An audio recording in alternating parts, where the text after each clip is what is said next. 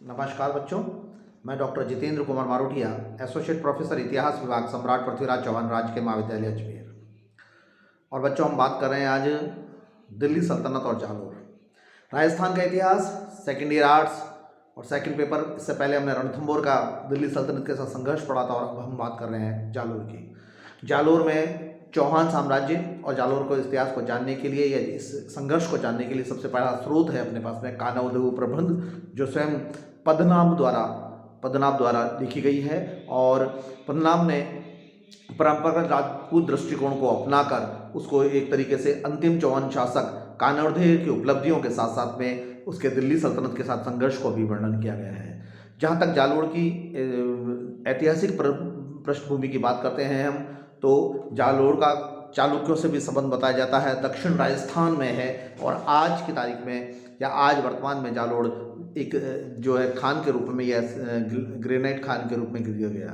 कीर्ति स्तंभ भी के उसमें भी जालोर का वर्णन किया गया है, जो कुंभा के समय के उसमें ही है।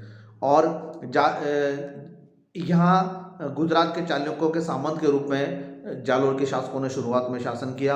गुजरात के चालुक्य नरेश की अधीनता स्वीकार कर ली और उसके बाद में धीरे धीरे वह इंडिपेंडेंट या हो गई।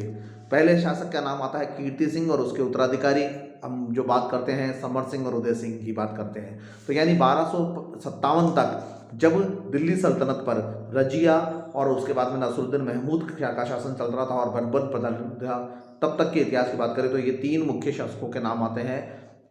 और पहले समर सिंह का, उसके बाद उदय सिंह का नाम आता है। 1257 में उदय सिंह की मृत्यु के बाद में उसके पुत्र चाचिंग देव ने 1287 से लेकर 1282 ईस्वी तक का राज किया।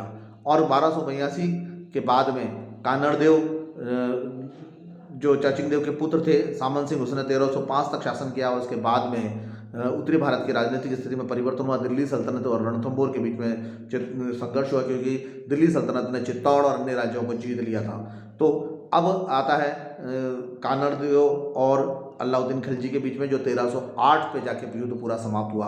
अमीर खुसरो और बर्नी की रचनाओं में, दिल्ली सल्तनत की बात करें तो अमीर खुसरो और बर्नी की रचनाओं में भी इस संघर्ष को वर्णन किया गया है। साथ ही साथ पद्मनाभ की कानवदेव प्रबंध और वीरदेव सोनग्रा की बात नामक रचनाओं, ये एक बीरमदेव सोनग्रा की बात रचना है। इसमें भी आता है कि कानवदेव 1298 में अलाउद्दीन ने सोमनाथ के मंदिर की तरफ जाते हुए इस पर आक्रमण किया था और फिर विजय प्राप्त कर ली थी। और उसके बाद में कानड़देव दिल्ली सल्तनत के अधीन आ गया था और वहाँ पर संरक्षण कर लिया। और फिर उसके ये भी आता है कि जब चित्तौड़ विजय में विजय व्यक्त था अलाउद्दीन खिलजी, तो कानड़देव वहाँ से भाग निकला।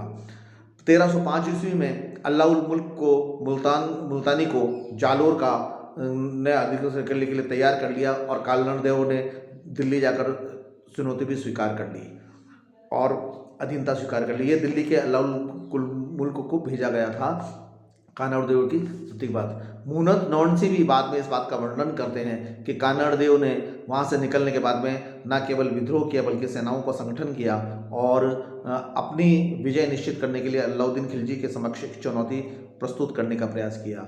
ये वह समय था जब अलाउद्दीन खिलजी ना तो केवल राजस्थान में बल्कि धीरे धीरे बात करें तो दक्षिण भारत में भी अपनी विजय प्राप्त करता रहा था। और हम देखते हैं कि गुजरात की विजय उसको मिल गई थी, जहाँ से मलिक काफूर को सेनापति मिला था और काफ़ी धन दौलत में मिली थी। और यही दक्षिण राज्य में भी उसको बहुत अधिक वो सफलता प्राप्त हुई थी। तो ये एक बहुत बड़ी उपलब्धि थी उस समय की, अलाउद्दीन खिलजी के समय की। और जहाँ अलाउद्दीन खिलजी सफलता प्राप्त कर रहे थे, ठीक दूसरी ओर ये स्थिति चल रही थी कि जो जालोर का कानड़देव है वह अलाउद्दीन को एक भारी भरकम चुनौती देने के लिए रहा था।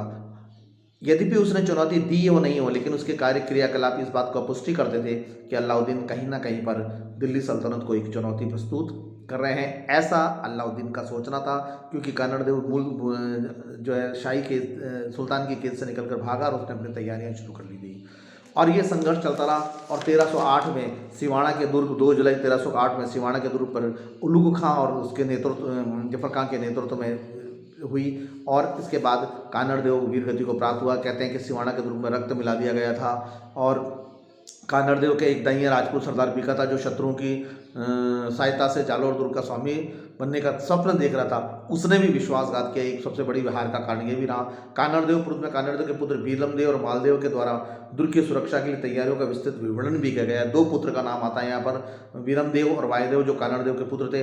1311 ईस्वी में कानड़देव की जीवन लीला समाप्त हो गई और इसमें कोई संदेह नहीं कि एक शूरवीर योद्धा चरित्रवान व्यक्ति था, जिसने कि न केवल उस समय के उठते हुए बल्कि दिल्ली सल्तनत के सबसे ताकतवर शासक अलाउद्दीन खिलजी को, जिसने सैनिक सुधार किए, जिसने प्रशासनिक सुधार किए, जो एक सफल सेनानायक के रूप में रहा, जिसने आर्थिक सुधार किए, उसको चुनौती प्रस्तुत की और उसकी कैद से निकलकर वह दक्षिण वापस अपने इस्लाम आया। मुस्लिम सेना दुर्ग में बीका की जो पत्नी, एक नाम और आता है यहाँ पर बच्चों, बीका नाम आता है, जो कि अलाउद्दीन का कानड़देव का संरक्षक था। बीका की सहायता से प्रयास करने का प्रयास किया, लेकिन नहीं हुआ। बीका की जो पत्नी थी उसने बहुत ज़बरदस्त तरीके से वहाँ पर विरोध किया और यहाँ पर सैनिकों के साथ शत्रु का मुकाबला किया और वह वीर गति को प्राप्त हुए दोनों पति पत्नी। और इस भयंकर, और वहाँ पर ऐसा माना जाता है कि ज़बरदस्त रक्तपात किया गया। और इस रक्तपात के बाद में 1311 ईस्वी में फरिश्ता ने फरिश्ता जो लेखक थे, उन्होंने 1308 की पुष्टि की है, किसी ने 1311 पर कही है, लेकिन 1311-12 तक कानड़देव के जीवित रहने का आता है। इसलिए कानड़देव 1311-12 ईस्वी में भी सफल हो गए और माफ़ करिएगा, अलाउद्दीन सफल हो गया और कानड़देव की मृत्यु हो गई और जालोर के चौहान हो गए। इस प्रकार चौहानों की अंतिम सत्ता भी समाप्त हो गई। तो हम चित्तौड़ के साथ में युद्ध देखते हैं, रणथंभौर के साथ में युद्ध देखते हैं और जालोर के साथ में युद्ध देखते हैं। यानी चौहानों के 3 प्रकार की, तीनों खापों का या तीनों जगहों का वर्णन जो है अलाउद्दीन ने पूर्णतः कर दिया और दिया। यद्यपि अलाउद्दीन लंबे समय तक शासन न प्राप्त नहीं कर पाया और 1311-12 ईस्वी में भी उसका ये जो है एक तरीके से समाप्त हो गया और खुद अलाउद्दीन के उत्तराधिकारी उतने नहीं रहे। लेकिन जालोर की बात करें या रणथंभौर की बात करें तो अलाउद्दीन ने चौहान साम्राज्यों को पूर्णतः विचित कर लिया था। धन्यवाद।